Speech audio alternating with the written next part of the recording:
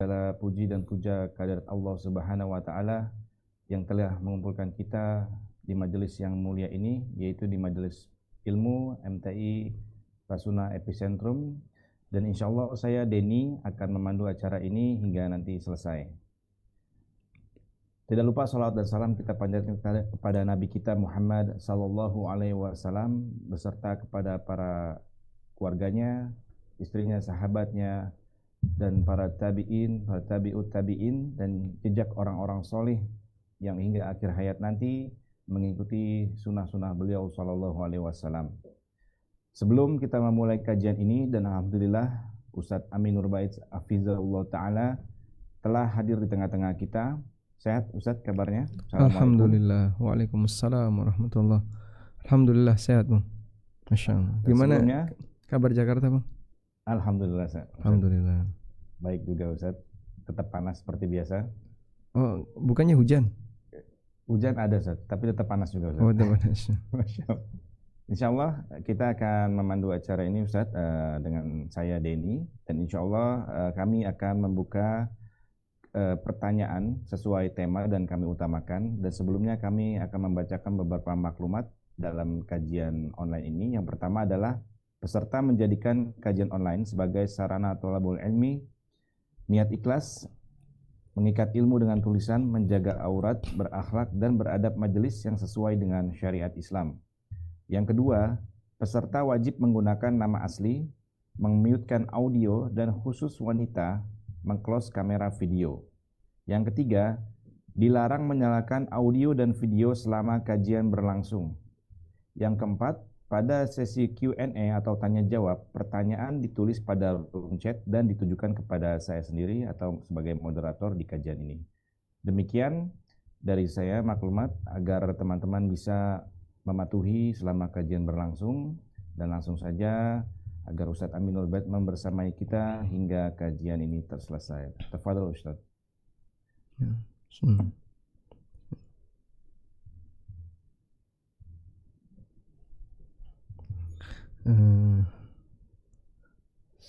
Baik.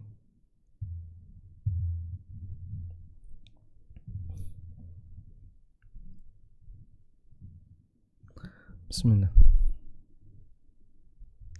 Assalamualaikum warahmatullahi wabarakatuh. Waalaikumsalam warahmatullahi wabarakatuh. Alhamdulillah wassalatu wassalamu ala Rasulillah wa ala alihi wa sahbihi wa mawalah. Wa ashhadu an la ilaha illallah wahdahu la syarikalah. Wa ashhadu anna Muhammadan abduhu wa rasuluh sallallahu alaihi wa ala alihi wa sahbihi wa man tabi'al huda ila yaumil qiyamah. Alhamdulillah, puji syukur kita haturkan kehadirat Allah Subhanahu wa taala di kesempatan sore ini bersama Majelis Ta'lim Rasuna Epicentrum. Kita kembali melanjutkan kajian dengan membaca buku Halal Haram dalam Bisnis Kontemporer, dan insyaallah kita masuk pada bab kupon undian, bentuk perjudian yang marak di zaman sekarang. Penulis akan membawakan beberapa dalil dan keterangan para ulama, dan insyaallah nanti kita akan berikan catatan sesuai dengan apa yang bisa kita sampaikan berdasarkan materi yang ada. Baik, coba kita tampilkan materi yang disebutkan oleh penulis.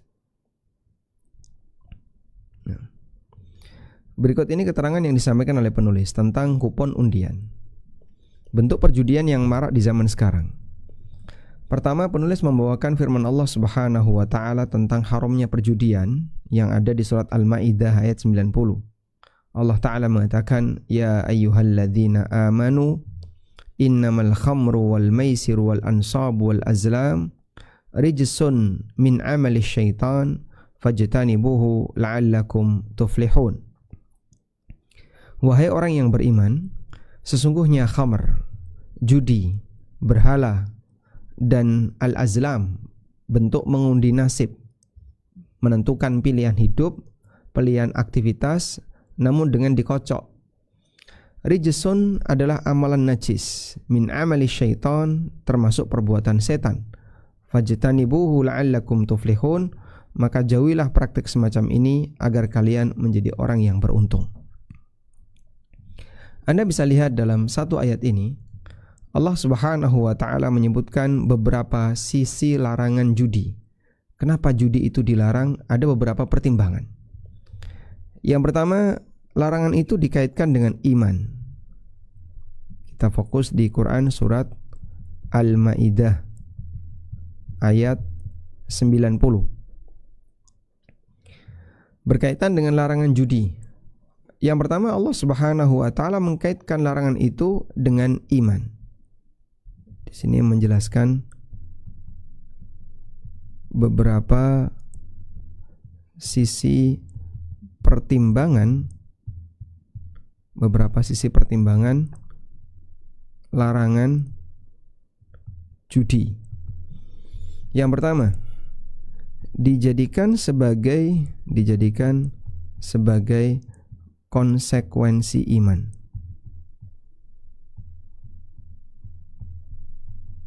Dari mana kita bisa tahu bahwasanya itu bagian dari konsekuensi iman? Karena diawali dengan panggilan iman. Ya ayyuhalladzina amanu.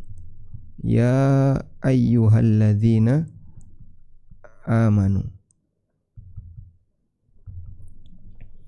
Ketika di situ ada awalan panggilan iman, menunjukkan bahwasanya perintah setelahnya atau larangan setelahnya adalah bagian dari konsekuensi iman. Menjalankan perintah itu adalah bagian dari konsekuensi iman. Meninggalkan larangan itu juga bagian dari konsekuensi iman. Karena ada kaidah, setiap perintah dan larangan yang diawali panggilan iman, setiap perintah dan larangan yang diawali panggilan iman, berarti melaksanakan perintah dan meninggalkan larangan itu, melaksanakan perintah atau meninggalkan larangan itu adalah konsekuensi iman. Baik, ini yang pertama. Yang kedua, Allah Subhanahu wa ta'ala gandengkan judi dengan beberapa perbuatan terlarang yang lainnya. Ada khamr, ada berhala, dan ada azlam.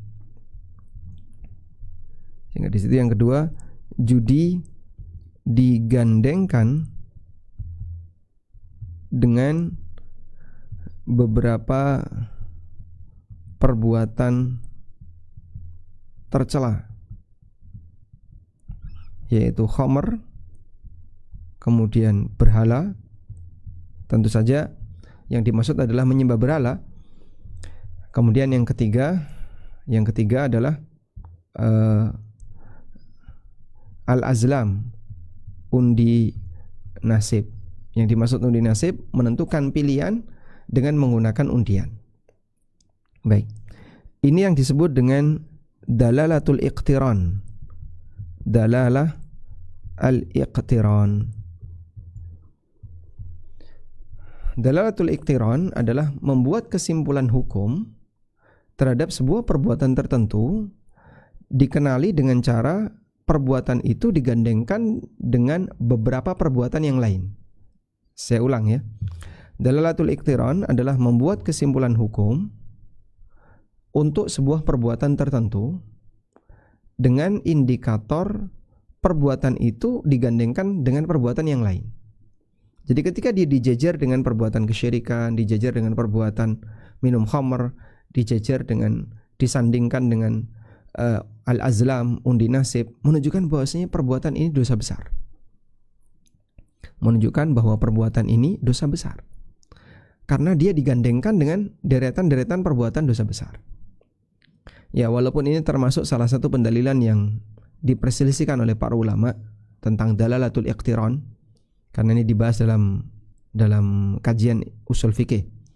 Namun diakui bahwa bagian dari sifat buruk sebuah perbuatan adalah ketika dia dijejerkan, disandingkan dengan perbuatan-perbuatan buruk yang lain.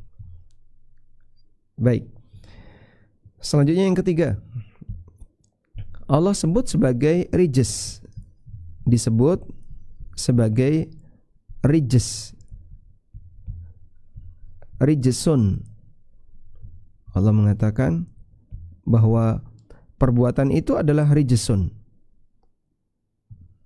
Di mana Pak kalimat itu di sini?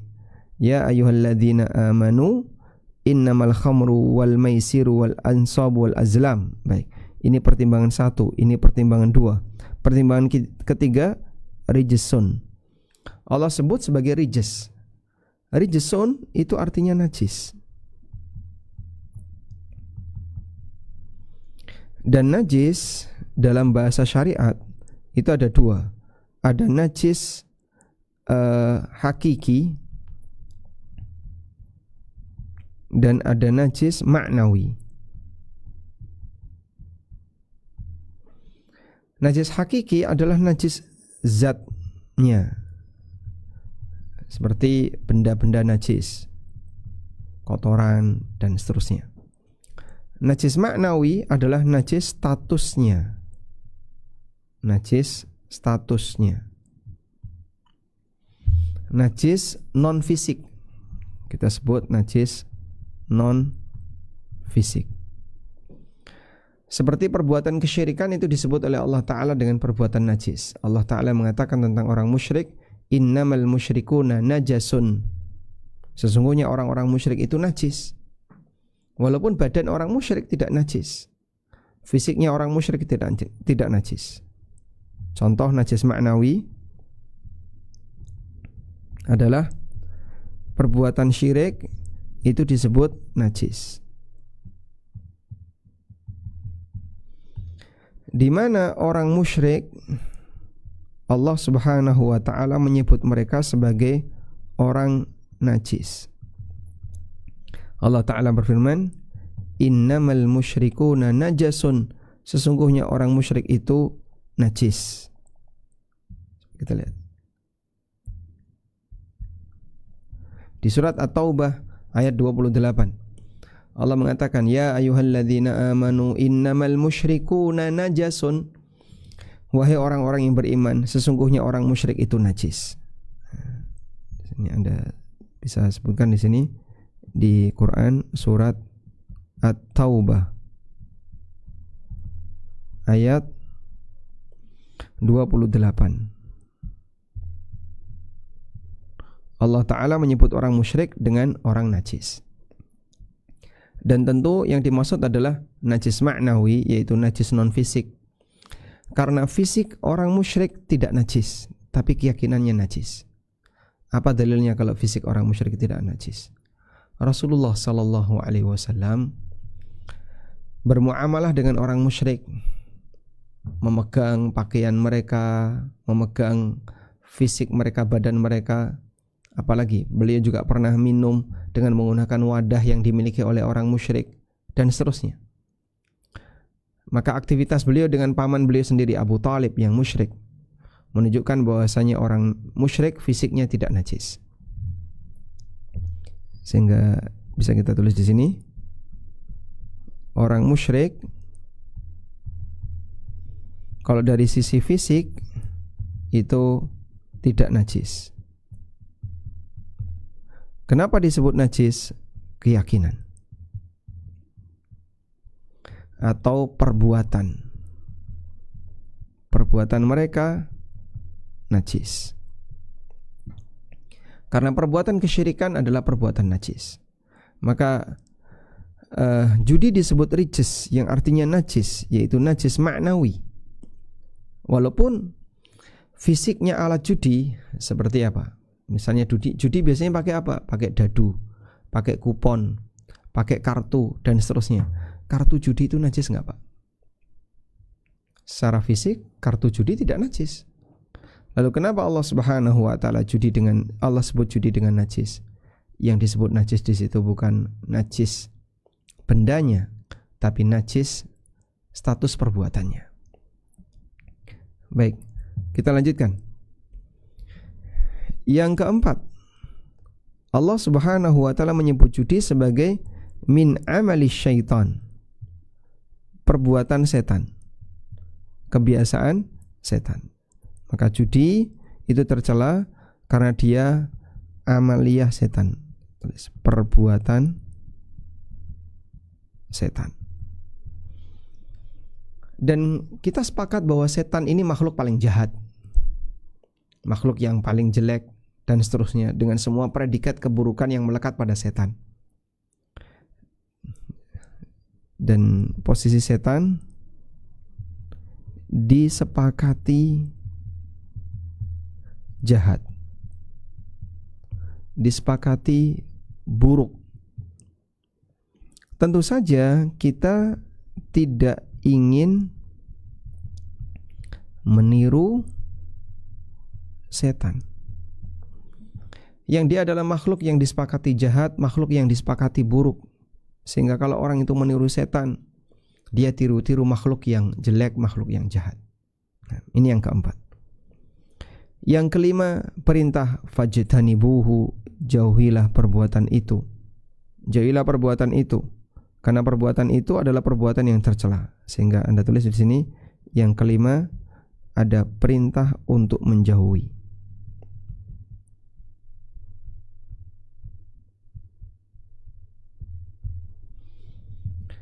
Oleh karena itu, semua perlengkapan judi nggak boleh disimpan.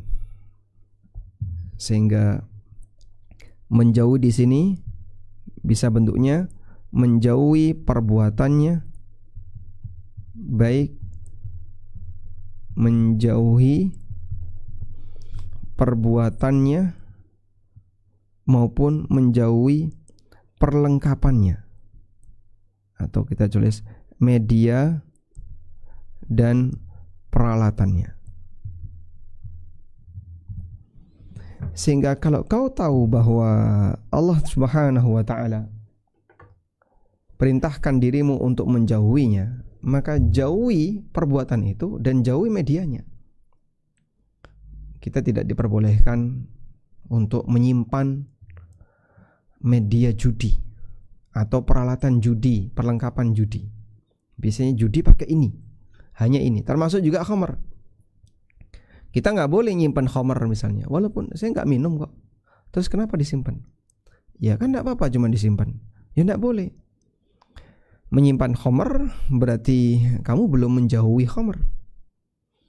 Menyimpan itu kan berarti menaruh di tempat yang dekat dengan kita, gampang diakses. Baik. Termasuk juga misalnya menyimpan botol khamar. Ada sebagian orang yang membanggakan beberapa jenis botol khamar tertentu. Kenapa? Unik ya Pak. Unik, antik misalnya, atau lucu. Terus disimpan, ditaruh di dapur, dijejer. Yang ini dari Australia, yang ini dari Rusia, yang ini dari Belanda, yang ini dari Swiss, yang ini dari, dia sudah keliling ke berbagai macam negara kafir.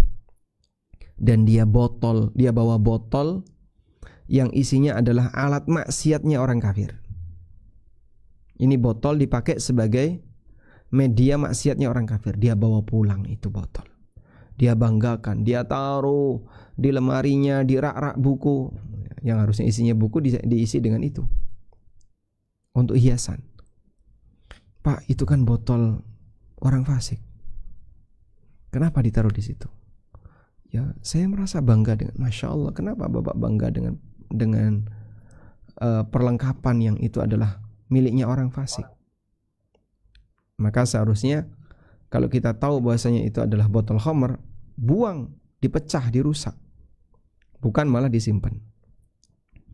Demikianlah prinsip yang benar berkaitan dengan perintah menjauhi sebuah perbuatan. Maka kita juga disyariatkan untuk menjauhi media dan perlengkapannya. Syirik itu jahat, syirik itu najis. Jauhi syirik tidak hanya sebatas menghindari perbuatan, tapi di saat yang sama kamu jangan nyimpen situs kesyirikan. Contohnya berhala. Sehingga yang seperti ini jangan dirawati. Orang nyimpen berhala misalnya, naruh di dalam rumah, walaupun dia tidak sembah, tidak boleh. patung ditaruh di dalam rumah. Baik. Yang keenam, Allah Subhanahu wa taala mengatakan la'allakum tuflihun. Agar kalian menjadi orang yang beruntung. Allah jadikan sebagai motivasi untuk beruntung. Ada motivasi untuk mendapatkan keberuntungan.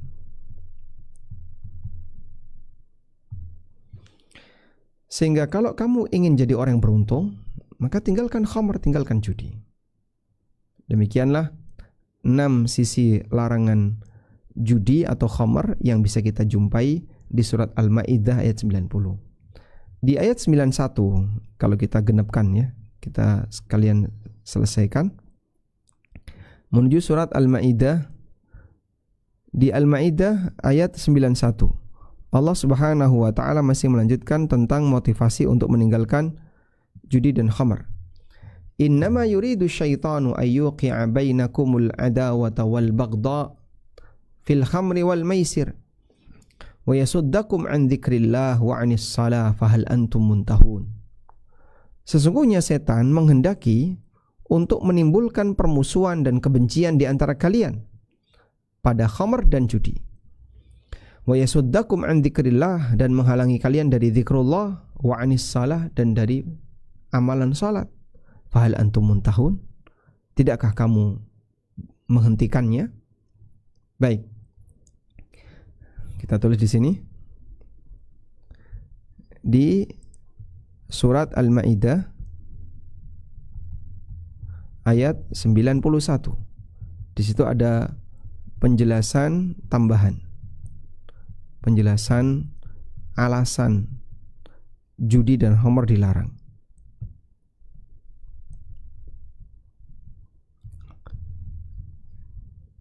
Ada apa saja di situ?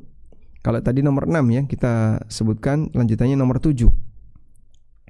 Allah menjelaskan maksud setan menggoda manusia untuk minum khamr atau bermain judi, yaitu dalam rangka menimbulkan kebencian dan permusuhan di antara kalian. Di situ ada penjelasan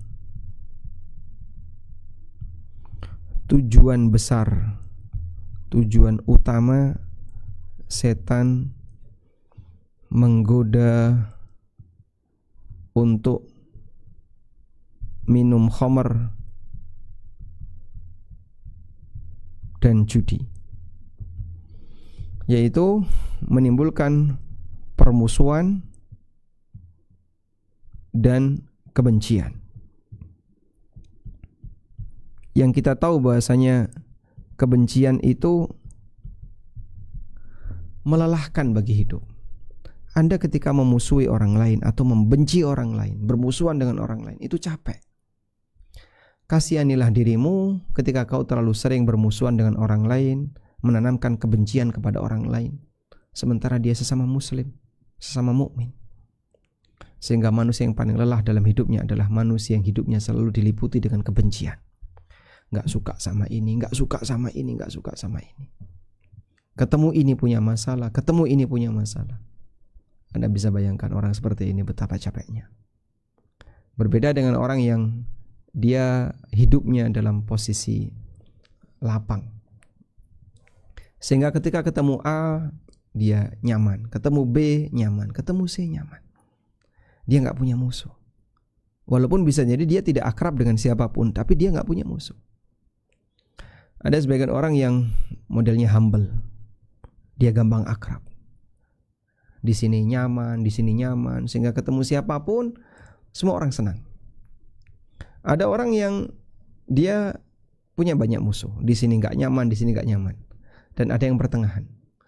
Dia bukan tipe orang yang ya suka bergaul, tapi di saat yang sama dia juga bukan orang yang punya banyak masalah dengan yang lain. Baik. Kalaupun Anda tidak bisa menjadi orang pertama, minimal jangan jadi orang kedua. Kalau jadi orang ketiga, lebih mending. Dan sebagian ulama jadi orang ketiga. Dia tidak akrab dengan siapapun, tapi dia tidak punya masalah dengan siapapun. Kita lanjutkan. Posisi kebencian ini akan sangat melelahkan bagi batin. melelahkan hati hamba. Kemudian yang kedelapan, Allah Subhanahu wa taala mengatakan wa yasuddakum an dzikrillah wa anis shalah, bahwa khamar dan judi itu menghalangi dari zikrullah, menghalangi manusia dari zikrullah, yang ini merupakan kenikmatan bagi hidup. Orang bisa merasakan kenikmatan batin dengan zikrullah. Orang bisa merasakan kenikmatan hidup dengan banyak berzikir kepada Allah. Dan sebagian ulama mereka mengatakan, andaikan bukan karena zikrullah, aku gak betah untuk hidup. Tapi dengan zikrullah mereka bisa merasakan kedekatan dengan penciptanya. Hati bisa menjadi tenang. Yang ini adalah sumber ketenangan batin.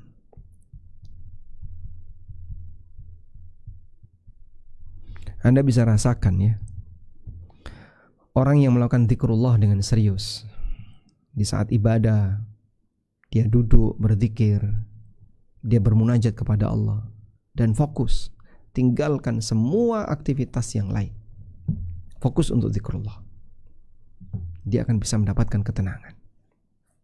Ya tentu saja zikrullah yang syar'i, bukan zikrullah yang dibuat-buat. Ada sebagian orang yang sampai keluar biaya hanya untuk mengikuti program semedi. Dia bersemedi, bertapa untuk bisa mendapatkan ketenangan hidup. Masya Allah. Sampai ada senam yoga atau yang semacamnya.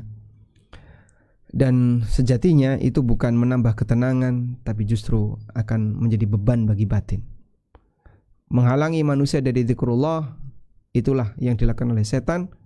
Dan itu akan menjadi penghalang bagi orang untuk mendapatkan ketenangan batin.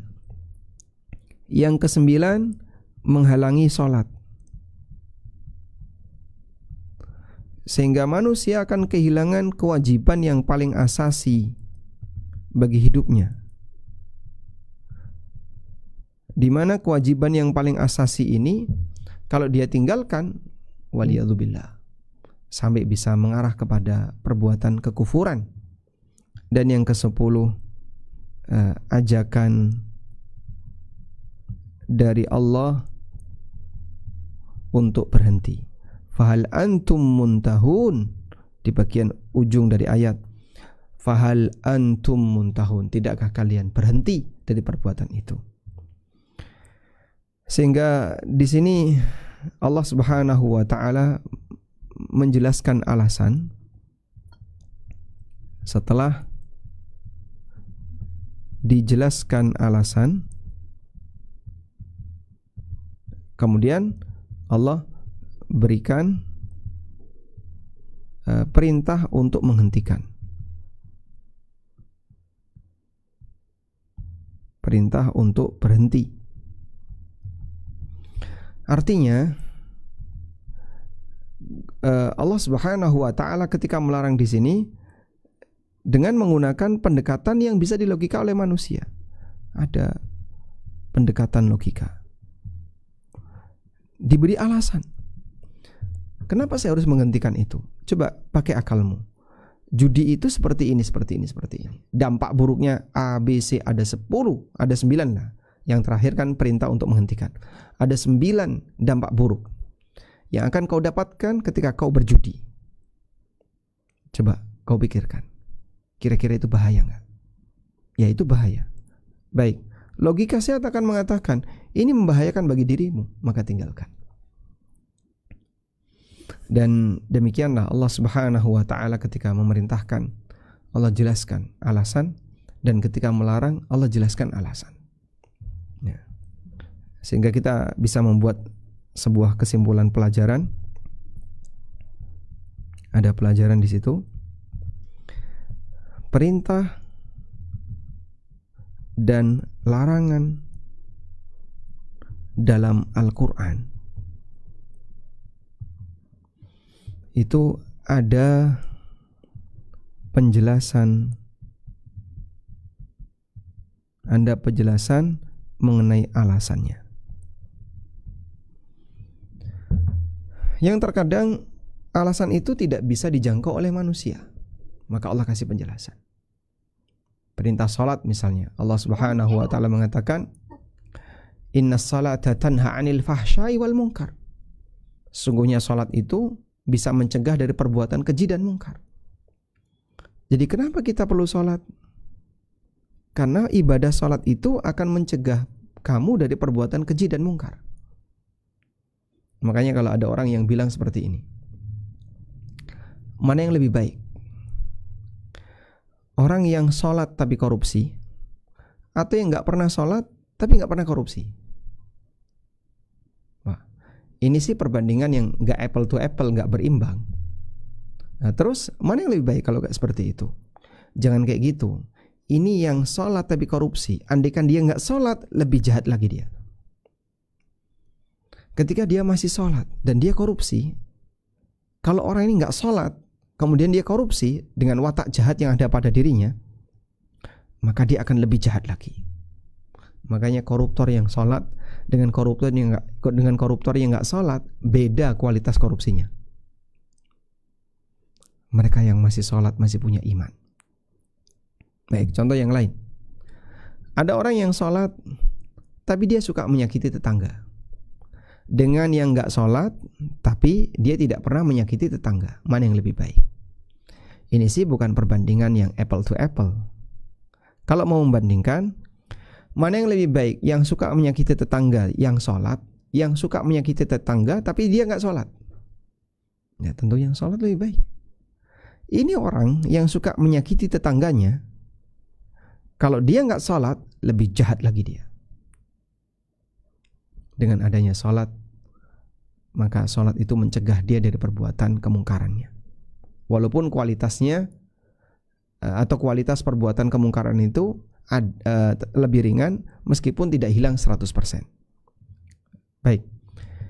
Puasa juga demikian. Allah Subhanahu wa taala mengatakan tentang puasa, la'allakum tattaqun, agar kalian bertakwa. Itulah penjelasan dalam Al-Quran, bahwa perintah dan larangan dalam Al-Quran itu dikasih penjelasan alasan. Kita lanjutkan ya.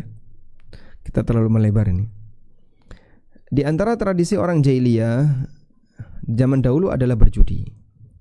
Adapun bentuk perjudian yang paling terkenal di antara mereka adalah 10 orang berserikat untuk membeli seekor onta dengan saham yang sama. Kemudian dilakukan undian. Dari situ 7 orang dari mereka mendapat bagian yang berbeda-beda sesuai tradisi mereka, dan 3 orang sisanya dari mereka tidak mendapatkan apa-apa alias kalah. Sehingga dulu yang kalah lebih sedikit. Udahlah, ada 10 ya ini ya. 10, nanti 10 ini akan diundi. Nomor 1 sampai nomor 7 dia dapat hak. Nomor 3 dia gak dapat apa-apa. Baik, jadi yang kalah cuma 3. Sudah? Nanti dari 7 orang ini mungkin dia ikut undian di tempat yang berbeda. Kemudian ketika dia menang lagi, maka dia dapat kesempatan 1/7 dari sapi tadi. Dan demikian seterusnya. Adapun di zaman kita saat ini terdapat beraneka ragam perjudian. Di antaranya apa yang dikenal dengan undian dalam berbagai bentuk. Yang paling sederhana di antaranya adalah dengan membeli nomor-nomor yang sudah disediakan. Kemudian nomor tersebut diundi. Pemenang pertama mendapatkan hadiah yang lebih menggiurkan, yang lebih besar. Pemenang kedua, ketiga, dan demikian seterusnya dengan jumlah berbeda-beda hadiahnya. Ini semuanya hukumnya haram meskipun berdalih dana sosial. Mungkin Anda pernah mendengar dulu ada SDSP. Apa itu? Sumbangan dana sosial ya. Saya tidak tahu. Waktu kecil saya, itu kan waktu kecil kita, orang-orang tua dulu sempat ada program SDSP yang sejatinya itu adalah judi. Gimana? Sumbangan dermawan sosial berhadiah, SDSP ya. Dan itu sudah difatwakan haram oleh para ulama. Yang kedua, membeli suatu produk barang yang di dalamnya terdapat sesuatu yang dirahasiakan, atau memberinya kupon ketika membeli barang. Kemudian kupon-kupon tersebut diundi untuk menentukan para pemenangnya yang berhak mendapatkan hadiah. Yang ketiga, termasuk bentuk perjudian di zaman kita adalah asuransi jiwa, asuransi kendaraan, barang-barang, kebakaran, atau asuransi secara umum, asuransi kerusakan, dan bentuk-bentuk asuransi yang lainnya. Tambahan pula, sebagian para penyanyi ada yang mengasuransikan suaranya, asuransi suara. Jadi kalau suaranya rusak atau hilang, dia bisa mengajukan klaim. Masya Allah, untuk pengobatan. Demikianlah semua bentuk taruhan termasuk kategori judi. Bahkan dewasa ini ada semacam klub khusus judi, yaitu kasino, yang di dalamnya ada tempat perjudian khusus yang disebut dengan roulette, yang disediakan khusus bagi permainan dosa besar ini. Termasuk judi pula taruhan yang diadakan pada saat berlangsung pertandingan sepak bola dan yang semacamnya. Demikian pula dengan bentuk-bentuk permainan yang terdapat di toko-toko permainan dan pusat hiburan. Sebagian besar diantaranya mengandung unsur judi. Adapun berbagai macam pertandingan dan perlombaan yang kita kenal sekarang terbagi menjadi 3 macam. Pertama, perlombaan dan pertandingan yang memiliki tujuan syar'i. Hal ini dibolehkan dengan menggunakan hadiah maupun tidak hadiah, seperti pertandingan pacuan onta, kuda, atau memanah. Termasuk kategori ini adalah perlombaan dalam ilmu syar'i seperti menghafal Quran. Yang kedua, perlombaan dalam sesuatu yang hukumnya mubah, seperti pertandingan sepak bola, lomba lari yang tidak melanggar hal yang diharamkan, tidak meninggalkan sholat, tidak membuka aurat, dan yang lainnya. Semua ini hukumnya boleh dengan syarat tanpa hadiah. Yang ketiga, perlombaan dalam sesuatu yang diharamkan atau menjadi sarana perbuatan haram, misalnya lomba ratu kecantikan, lomba tinju. Masuk dalam kategori ini adalah menyelenggarakan adu domba, sabung ayam, dan apapun yang semisal dengan itu. Ada lomba banteng, ya, seruduk sapi, dan seterusnya. Semua ini bentuk menyakiti binatang. Baik, insya Allah coba kita berikan catatan untuk apa yang tadi sudah kita baca. Kita akan berbicara tentang praktek undian. Tentang undian.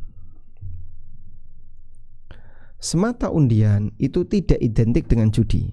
Jadi Anda perlu tegaskan bahwa undian itu tidak identik dengan judi.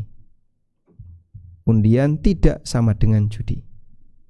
Saya ulang di sini. Undian tidak sama dengan judi dan tidak identik dengan judi. Jadi kita nggak boleh mengatakan, oh semua undian itu judi. Itu keliru ya. Baik. Ada 3 nabi yang pernah ikut undian. Siapa saja itu?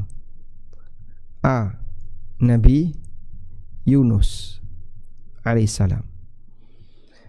Allah Subhanahu wa taala berfirman, "Wa inna Yunusa laminal mursalin id abaqa ilal fulkil mashhun fasahama fakana minal mudhadhin." Sesungguhnya Yunus termasuk rasul. Id abaqa ilal fulkil mashhun, ingatlah ketika beliau melarikan diri dari kaumnya lalu naik ke sebuah perahu yang penuh dengan penumpang. Fasahama fakana minal mudhadhin, lalu beliau ikut undian, fakana minal mudhadhin, dan beliau kalah. Faltaqamahul hutu wa huwa mulim, akhirnya beliau ditelan oleh ikan dalam kondisi sakit. Ini Allah sebutkan di surat As-Saffat ayat 141. Quran Surat As-Saffat 141. Yang kedua, Nabi Zakaria alaihissalam. Allah Subhanahu wa taala berfirman dalam Al-Qur'an, "Wa ma kunta ladaihim id yulquna aqlamahum ayyuhum yakfulu Maryam."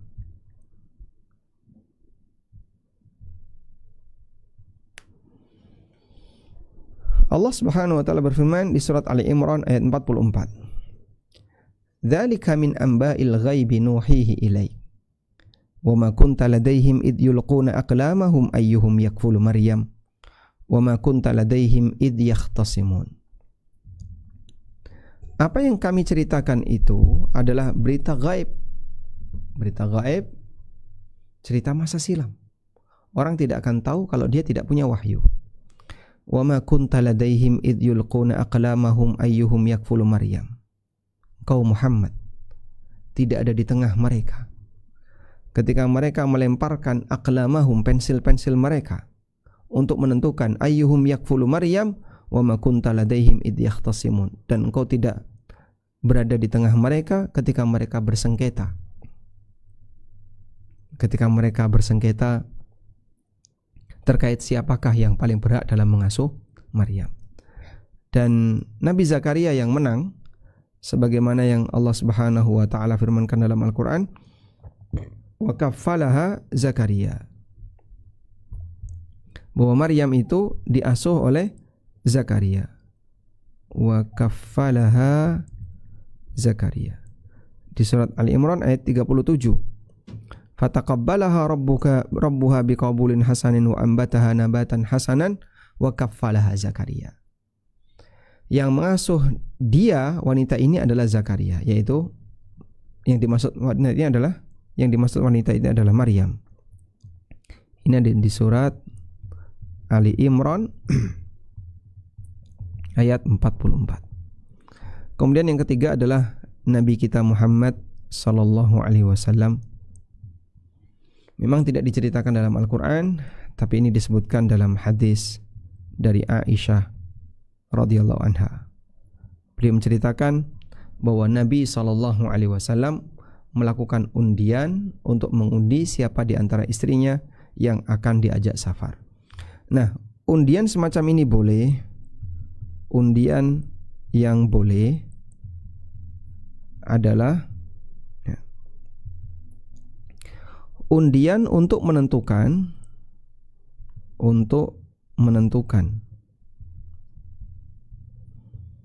siapa yang lebih berhak,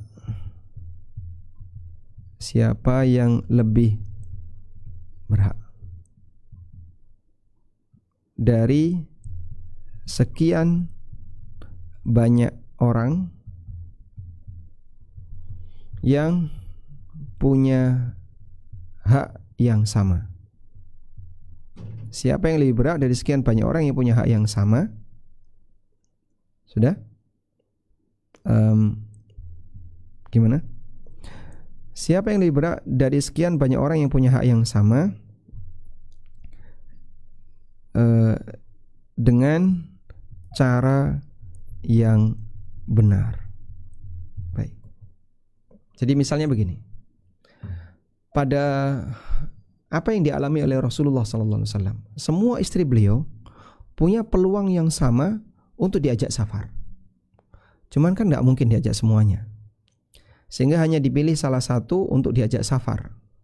Maka menentukan siapa yang lebih berhak diajak safar, itu yang dimaksud dengan menentukan siapa yang lebih berhak dari sekian banyak yang punya hak yang sama, dengan cara yang benar. Cara yang benar itu gimana? Semuanya adalah istri Nabi SAW. Semuanya adalah istri Rasulullah SAW. Jadi mereka punya hak ini secara benar. Mereka punya hak untuk ikut undian dengan cara yang benar.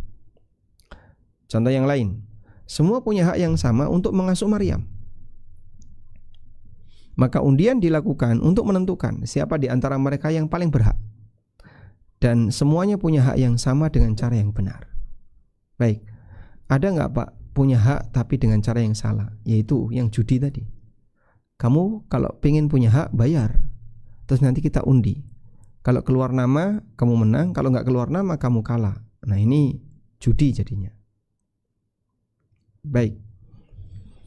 Berdasarkan hal ini ada kaidah yang mengatakan, kaidahnya mengatakan tusta'malul qur'ah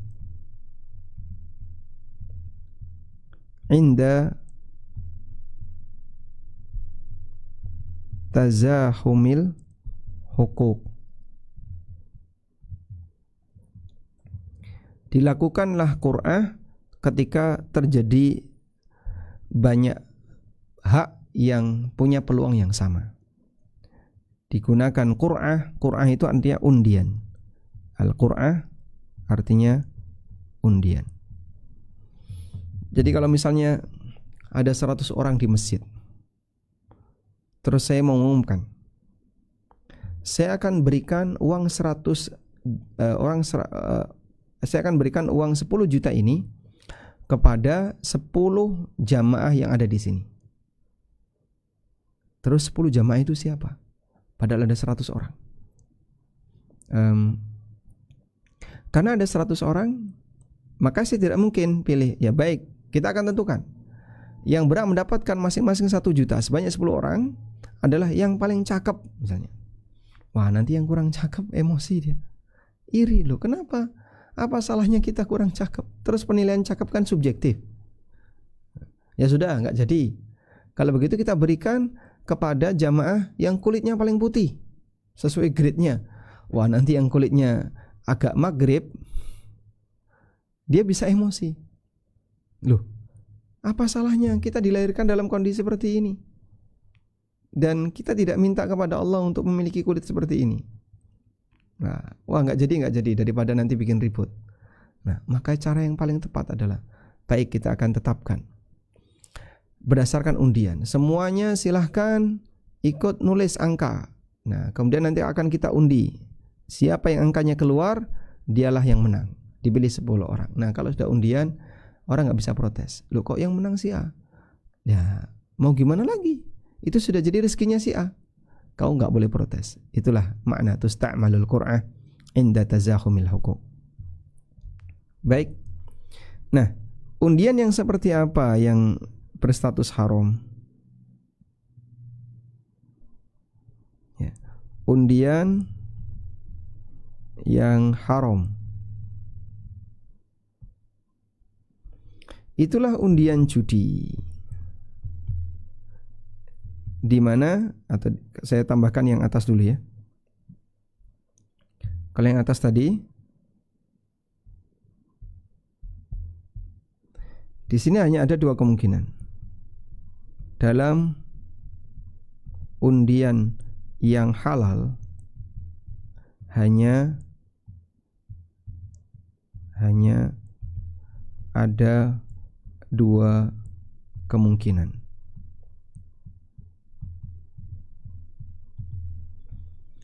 Yang pertama adalah menang. Kemungkinan yang kedua tidak kalah. Kemungkinan yang pertama menang, kemungkinan yang kedua tidak kalah. Sedangkan untuk judi di situ ada 2 kemungkinan.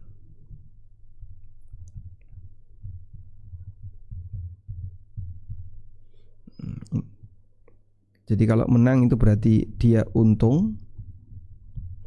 Yang kedua tidak kalah, tapi dia tidak rugi.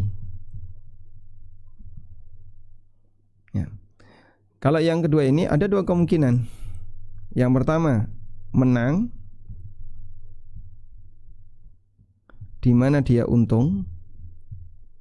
Kemungkinan yang kedua kalah. Pada posisi kalah itu dia rugi. Demikianlah posisi undian yang haram. Itu terjadi karena judi. Di mana pada undian ini peserta undian dipilih karena bayar. Lalu setelah itu diundi.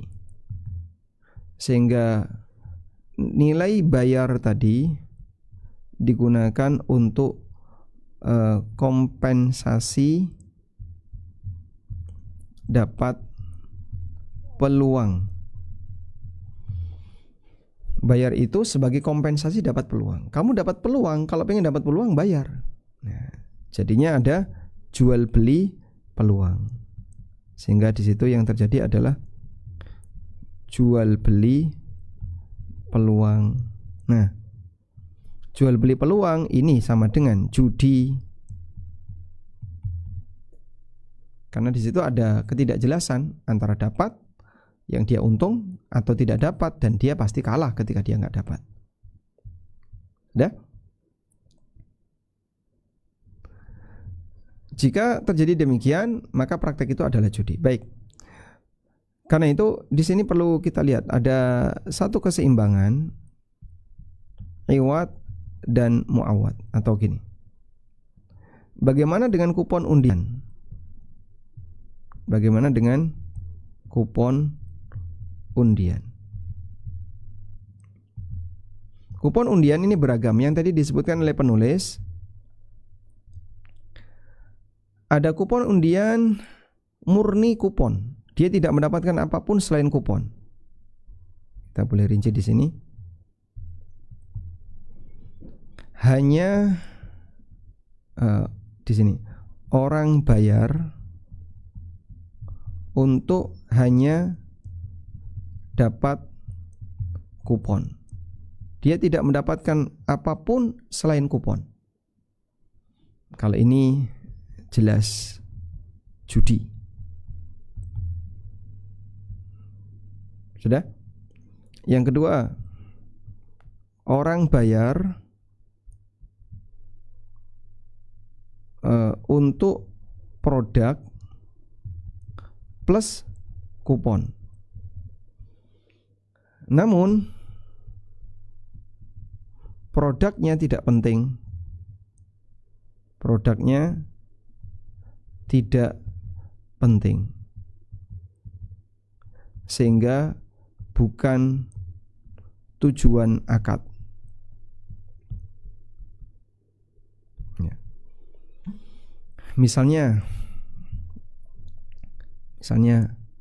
permen plus kupon. Permen plus kupon. Atau misalnya permen plus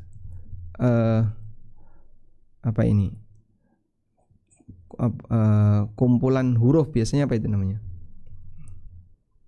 Kayak dulu ada yosan itu loh. Permen plus lomba mengumpulkan huruf di bungkus. Nah, baik. Nah, yang seperti ini berarti kan dia bayar untuk mendapatkan barang, produk plus peluang menang. Ini sifatnya hanya, boleh saya sebut apa? Ini hanya apa? Kamuflase saja. Karena bukan itu tujuan utama. Sedangkan ini yang jadi tujuan utama. Maka kadang ada orang yang dia beli dalam jumlah banyak, ya cuma dibuang-buang saja permennya. Karena yang dia cari bukan permennya, dia lebih cari peluang menangnya. Nah, maka dalam transaksi ini hakikat tujuannya adalah peluang menang tadi. Kumpulkan sampai bisa mendapatkan huruf yosan. Silahkan kamu koleksi bungkus-bungkus permen. Kemudian nanti kalau sudah bisa mendapatkan huruf yosan akan dapat hadiah ini. Dan gak jelas hadiahnya.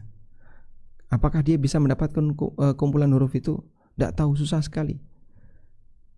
Kami dulu sampai Masya Allah teman-teman pada kumpul semuanya. Coba kita satukan semua bungkus itu. Semuanya hanya bisa dapat yosa. Satu huruf N hilang. Gak pernah ketemu. Sampai kita curiga, ini jangan-jangan cuma dibodohin oleh pabriknya ini.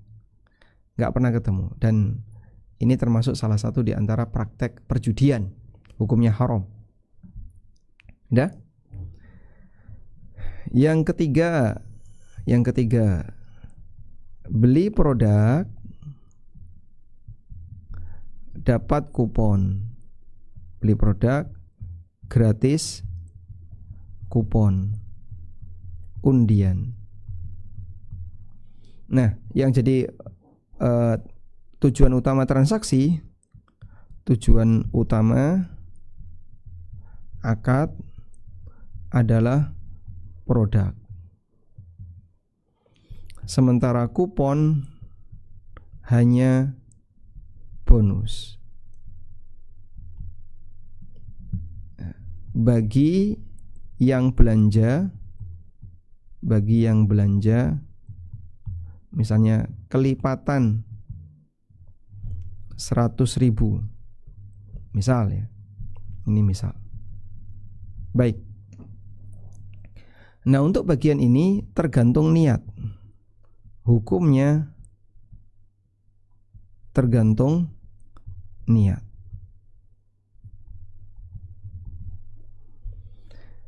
Jika niatnya untuk dapat kupon, transaksinya gharar. Kita bisa rinci yang pertama. Jika niatnya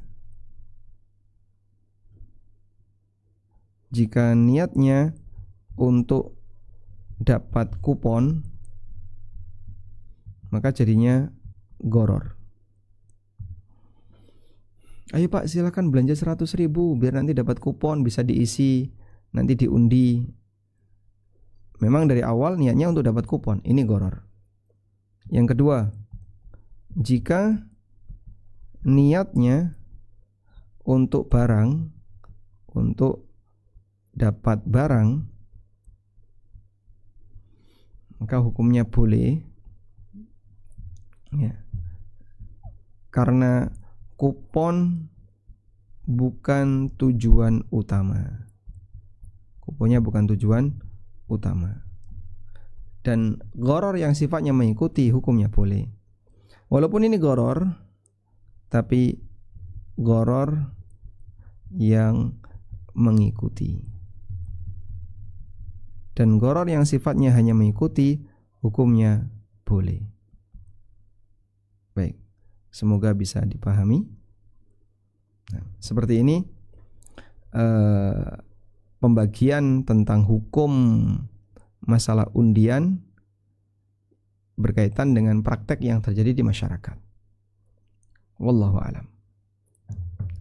Nah, kemudian saya sambung sedikit tentang masalah lomba. Kita akan bahas masalah lomba. Karena tadi penulis menyinggung tentang masalah lomba. Lomba bisa kita bagi menjadi dua. Pertama, atau bisa kita bagi menjadi tiga. Ada 3 macam. Yang pertama, lomba yang mendukung kegiatan syariat.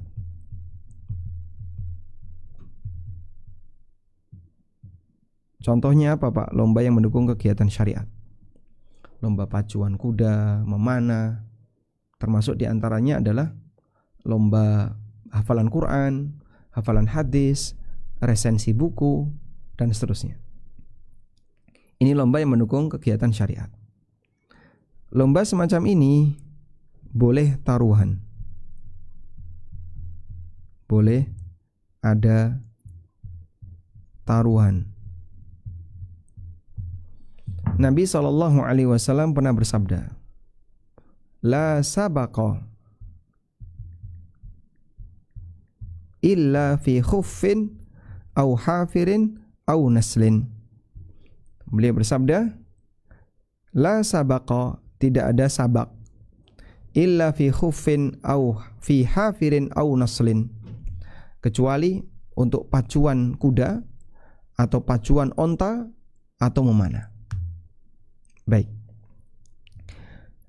La sabaqa artinya tidak boleh ada taruhan.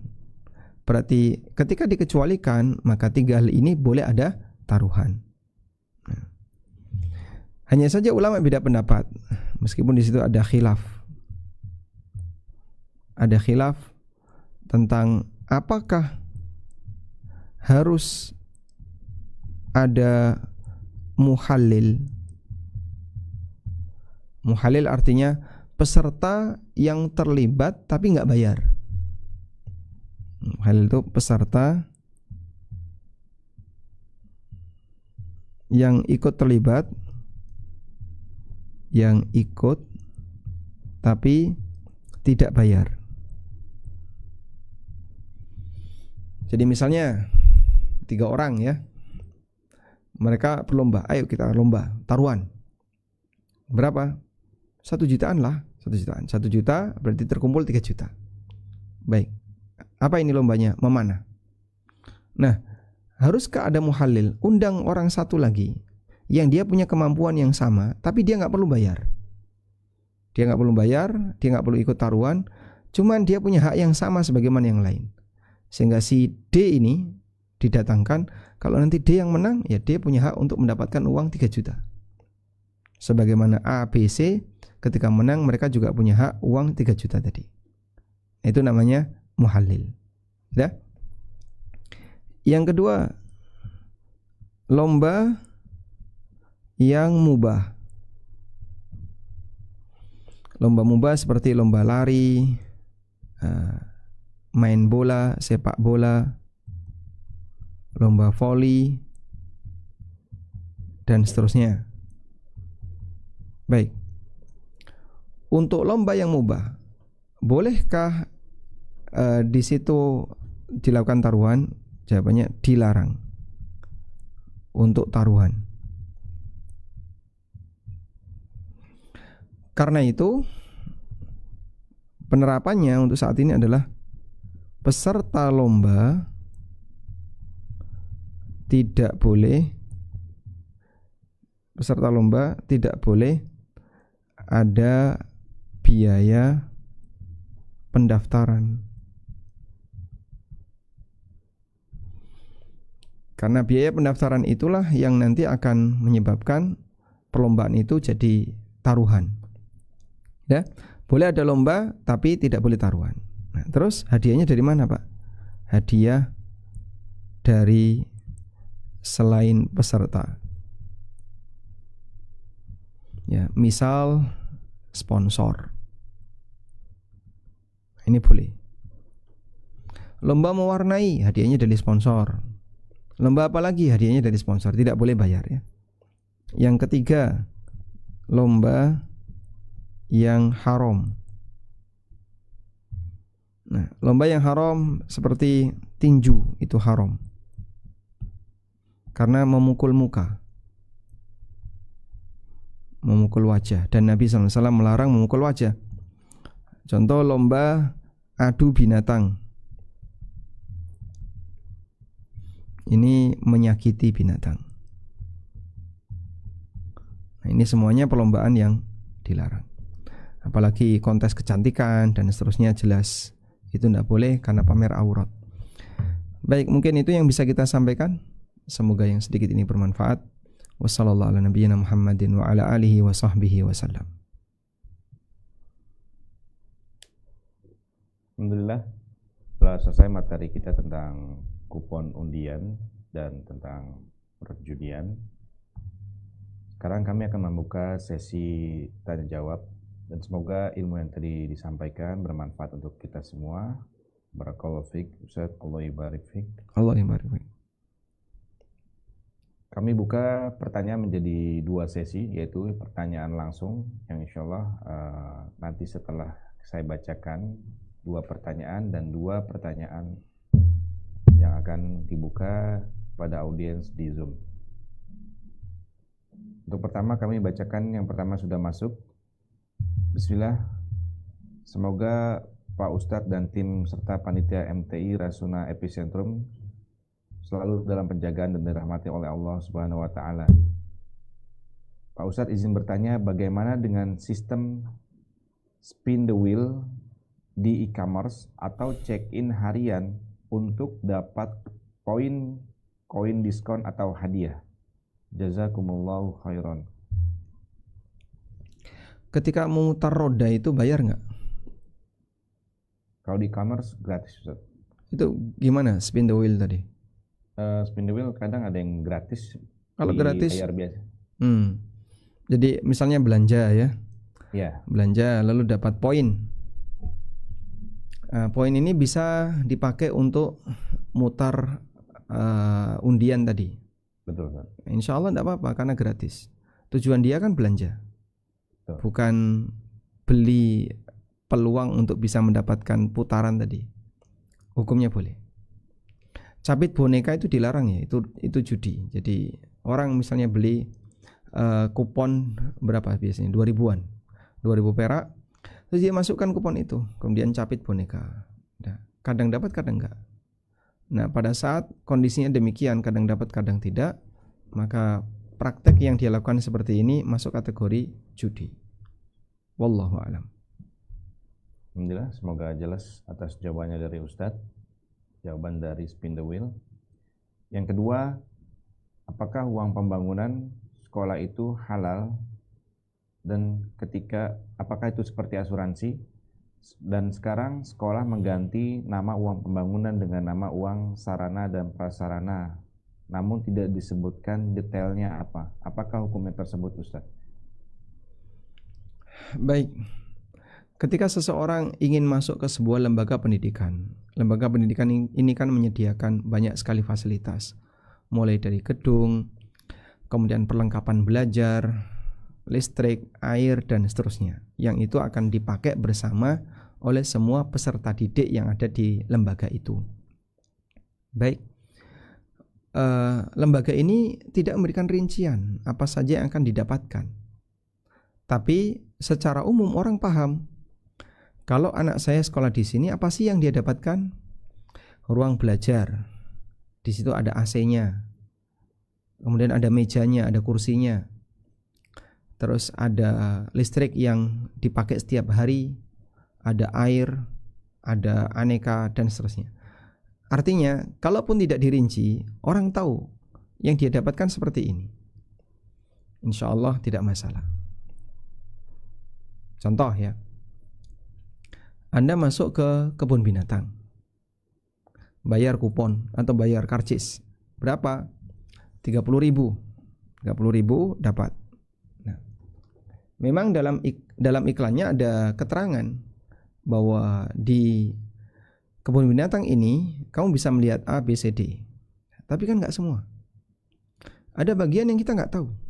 Ada bagian yang nggak disebutkan di situ. Boleh nggak Pak demikian? Insya Allah tidak masalah. Karena tidak harus detail. Namun orang bisa paham, wajarnya yang namanya kebun binatang ada itu. Baik. Contoh yang lain, orang misalnya pengen masuk ke atau ikut travel, umroh misalnya, ada keterangan hotel dan seterusnya. Tapi terkadang ada banyak detail yang kita nggak tahu. Sehingga terkadang ada orang yang umroh murah pulang bahagia, ada orang umroh mahal pulang sakit hati. Nggak jaminan ketika umroh lebih mahal pulangnya bahagia. Bahkan ada yang pulang dia sengketa dengan pihak travel dan seterusnya. Akhirnya malah jadi musuhan sama pihak travel. Itu cukup banyak, cukup sering. Nah, dalam posisi seperti inilah ketika orang itu bertransaksi memang ada bagian yang goror, dan goror itu tidak mungkin bisa dihilangkan sebab kita tidak tahu hal yang gaib. Oleh karena itu, mengenai fasilitas, sekiranya ada standar yang berlaku di masyarakat, maka standar itulah yang jadi acuan. Jadi maksud saya begini, standar orang sekolah itu apa? Ya dapat ini, dapat ini. Ketika ada anak sekitar yang sekolah, kamu tadi belajarnya di mana? Di pinggir sungai Pak. Oh kok di pinggir sungai? Iya, nggak ada ruang kelas, ruang kelasnya udah habis misalnya. Terus nggak ada meja, adanya cuma batu. Nah, jadi nulisnya di atas batu. Terus nggak ada papan tulis, gurunya nulis di tanah. setelah luasan yang dipakai nulisnya habis dihapus. Kan tidak mungkin seperti itu. Wah, ini jadinya anak tidak mendapatkan hak yang normal ketika dia belajar. Nah, kurang lebih ketika itu tidak terjadi, Anda bisa ngukur, ya namanya ruang belajar ya seperti ini. Sehingga walaupun tidak dirinci, orang paham, insya Allah tidak masalah. Baik. Uang pangkal atau uang pembangunan atau uang apapun, pada prinsipnya sebutan itu hanya istilah. Tapi kalau disebut uang pembangunan mungkin nggak cocok jika sekolah itu dibangun dengan dana wakaf. Misalnya ada lembaga pendidikan. Untuk bisa masuk di lembaga pendidikan ini syaratnya adalah bayar senilai 50 juta. Atau kurang dari itu, anggaplah 30 juta. Baik. Setelah dia bayar, ternyata gedung ini dibangun dari wakaf. Ini mau dilakukan pembangunan gedung asrama. Siapa yang mau wakaf silahkan. Wah, wakaf itu orang. Jadilah gedung itu dengan dana wakaf. Nah, kalau itu dari dana wakaf, maka santri ketika masuk jangan dibebani biaya pembangunan. Uang itu pembangunan bukan dari uang pribadi, tapi dari dana wakaf. Artinya dimiliki bersama untuk umat. Terus Pak, yang lebih tepat itu bukan uang pembangunan. Mungkin bisa disebut uang pangkal. Uang pangkal itu apa? Ya bisa fasilitas-fasilitas yang lain di luar dana wakaf. Atau fasilitas yang dibutuhkan oleh santri yang itu kembali untuk santri. Yang seperti ini hukumnya boleh. Wallahu a'lam. Insyaallah Allah yabarik fik Ustaz. Jawabannya jelas. Dan kami buka pertanyaan bagi teman-teman yang ada di Zoom. Barangkali ada yang mau bertanya, silakan di raise hand. Kami beri waktu beberapa detik. Jika tidak akan kami lanjutkan ke pertanyaan. Baik, sudah ada dari Ibu Hartati Umu Ika. Silakan. Assalamualaikum warahmatullahi wabarakatuh, Ustaz. Waalaikumsalam warahmatullahi wabarakatuh. Pertanyaan sudah Ana tulis di kolom chat. Oh, baik. Ada Silakan. Ustaz ya? Baik, Ada Ustaz. baik, nanti insya Allah akan dibacakan. Nah, jazakallah khairan. Barakallahu fiik. Jazakumullah khairan. Ada lagi bagi teman-teman yang mau bertanya langsung di luar yang sudah mengirim pertanyaan ya. Kami beri waktu beberapa detik untuk raise hand. Baik, nampaknya tidak ada, maka kami akan kembali bacakan yang sudah masuk. Dan bagi teman-teman yang mempunyai pertanyaan langsung, silakan dipersiapkan pertanyaannya. Kita lanjut pertanyaan berikutnya. Bismillah. Di kantor saya ada kegiatan tahunan setiap tutup buku tahunan untuk penyemangat staf perusahaan kami mengadakan acara kocok arisan umroh. Yang dikocok seperti arisan atau dengan spin wheel, dana umrohnya dari perusahaan. Dan yang kedua, lalu bagaimana dengan sistem marketing yang berhasil mendaftarkan jamaah umroh sampai dengan 10 orang, sampai bayar maka dapat gratis 1 sampai 2 orang. Syukron jazakallahu khairan. Baik, untuk yang pertama hukumnya boleh karena tadi kan dana umrohnya dari perusahaan sehingga para karyawan tidak ikut bayar. Beda kalau misalnya di sini ada 3.000 karyawan lalu mengikuti kegiatan family gathering bersama atau kegiatan misalnya gathering perusahaan bareng, terus masing-masing cuman bayar senilai anggaplah 5.000 kali 3.000. Nah, berarti sudah berapa itu? 15 juta. Nanti siapa yang keluarnya namanya keluar saat undian, maka dia dapat umroh. Ya, praktek ini judi. Walaupun hadiahnya umroh. Sehingga nggak boleh. Tapi kalau gratis, nggak perlu bayar. Kemudian saat diundi keluar nama, kemudian dialah yang berhak untuk umroh dan dananya dari perusahaan, hukumnya boleh. Karena ketika dana itu dari perusahaan menyediakan dana itu, siapa yang berhak menerima? Semua karyawan ini. Yang berhak menerima adalah semua karyawan ini. Sudah? Ketika semua karyawan ini berhak menerima, maka selanjutnya siapa yang paling berhak ditentukanlah dengan undian. Kayak tadi itu. Semua punya peluang hak yang sama, maka cara yang paling tepat untuk menentukan siapa yang paling berhak, ya jangan dipilih berdasarkan kriteria orang. Kita tentukan yang paling berhak adalah yang paling tinggi. Nah, nanti yang pendek nggak terima. Udahlah kita ganti aja, yang paling pendek, yang tinggi nggak terima. Atau yang pakai kacamata, yang nggak pakai kacamata nggak terima, dan seterusnya. Nah, terus gimana? Digunakanlah undian. Dengan adanya undian, maka siapa yang keluar namanya, yang lain nggak usah protes. Nah, tapi kenapa dia yang dapat? Ya sudahlah, itu memang keberuntungan dia. Kamu kan nggak rugi. Hukumnya boleh. Yang kedua tadi apa?